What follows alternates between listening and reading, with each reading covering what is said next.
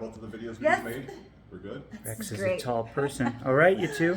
Rex is a tall person. Yeah. You're tall. You're Well, blessed. you're kind of tall too. I'm kind of tall, but you're extra tall. Well, I'm a dude. What do you want? Well, dude. Don't see a lot of 6'4" women. No, that's true. That is very true. Wow. This is great. So you have been working on music. Yes. Tell me Music about is it. the most important thing in the whole world to me, for sure. Yes, it is.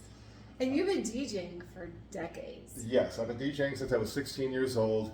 I've mostly DJed in goth clubs over the years, but I've played lots of music over, top 40 to drum and bass to dubstep, you name it. I played it at one point in time or another. I kind of take a little bit of pride in being able to walk into almost any kind of a room, any age group, being able to find something in my library, because it's very diverse, that I'm going to get them dancing to. So, it's been What one is of my- your favorite music to dance to? I Your don't- favorite I music don't- to DJ? Oh my gosh, I don't know if I can just pick one, because I just love all the different crowds and I love the different scenes. It's hard for me to just pick one, because whatever I would say, whatever I'm DJing in that moment, that's my favorite. That makes sense. I get that. Don't get me wrong, I love the goth scene because I've been a part of it for my whole life. And maybe it's family to me, so maybe just for that reason, I'll say, playing the goth clubs is probably my Yes. favorite because it's family to me. But in local burner community, I have a lot of family there too. Yeah. And just, I guess just anywhere there's just great music being played, and if I get a chance to mix, like I say in that moment, that's my favorite music. Burner scene is great. It is, and there's a lot of crossover, I think, between the burners and the goths. A lot. Yeah. A lot. So tell me about your music that you're working on, not just DJing, because Right. you're writing, you're producing, you're Yes. creating, you're performing. And I have bands that I'm in, crazy it is. And I didn't start doing this until after my near-death experience in 2011. I started in 2014 with a band called Quantum Beings of the Miraculous. And it's a crazy, very serendipitous story how that happened. There was nothing planned about it whatsoever. I literally show up like one day. I won't go into the whole thing right now because we don't have time. We can maybe do it in another video. But basically, I just showed up one day at some friend's place with a bunch of people just jamming some music and just realized to myself, wait, I think I'm in a band right now. They started, I'm just mixing stuff. It accidentally happened. It did. I'm just mixing, playing music and just layering stuff together, just experimenting, kind of challenging myself to learn new things as a DJ. And next thing I know, I've got the vocalist grabbing the microphone and singing along. I've got the drummer jumping in there. He's playing along with the track. The key player jumps in there. The bass player jumps in there. Ditch player. Everybody's next thing I know, the whole band's playing, and I'm like, wait a second, what's going on? And then they have a gig. And they're going, Rex, we want you on stage with us. I'm going, what's happening? Am I in a band right now? And all of a sudden, the rest is history. Because in about 2018, because of all of this, I've been learning about music, of course, but I know nothing about keys or music theory. I don't know anything about that stuff, but I understand structure because I've been writing with Quantum Beings for 4 years at that point. I got a chance to learn Ableton. Ableton is That's a cool. digital audio workspace where you can literally write a track, mix, master it, and have it literally radio ready. You can do it all on Ableton, everything. And there's Pro Tools and I forget Logic and a few others that do the same thing, but I use Ableton. And strangely enough, I wasn't even taking it seriously when I started learning it. A friend of mine just started to do a class. He just offered, hey Rex, you want to join this and learn Ableton? I'm like, I wasn't really planning to learn Ableton because late in life, you don't think you're going to start writing music.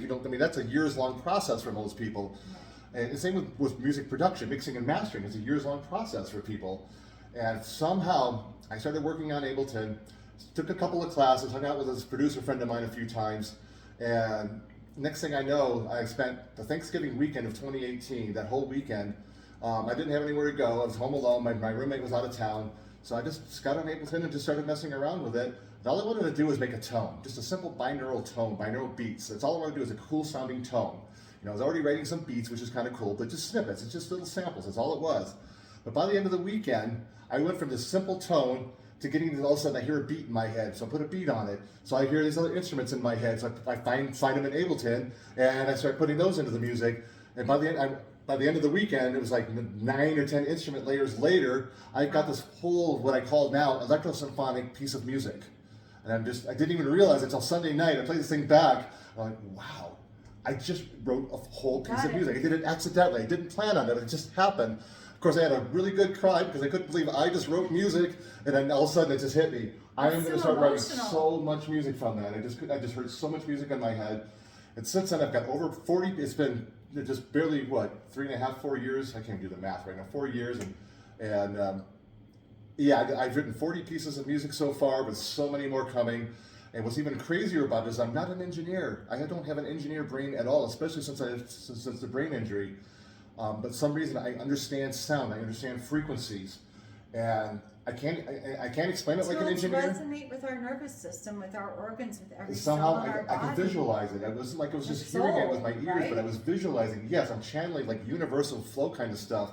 So as I'm starting to mix the music, because now I wanted it to sound good. I wrote this track. I'm like, now it's got to sound good, and I'm like, okay, just playing around with it. Of course, I watched some videos, get some ideas of where to go, how to start doing some EQing. What does that really mean when it comes to music production?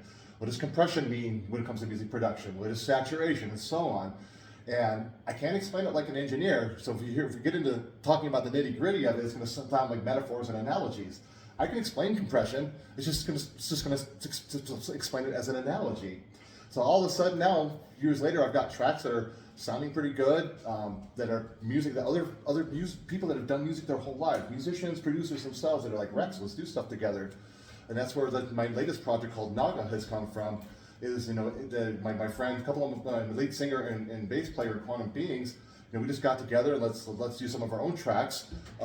Ed, the bass player, and he plays different instruments in Naga, but he's also a producer. So we just kind of mix our tracks together, and then the three of us also get together. Katie, the lead singer, is just also writing the lyrics, the melodies, and now we've got this whole thing going on. And what's even crazier still, hold on here, wait for it. I've never done this before. I say it's a big deal to me because I sing now. I'm a percussionist, play a little bit of guitar now, and I sing. And I never ever in a million years imagined me singing.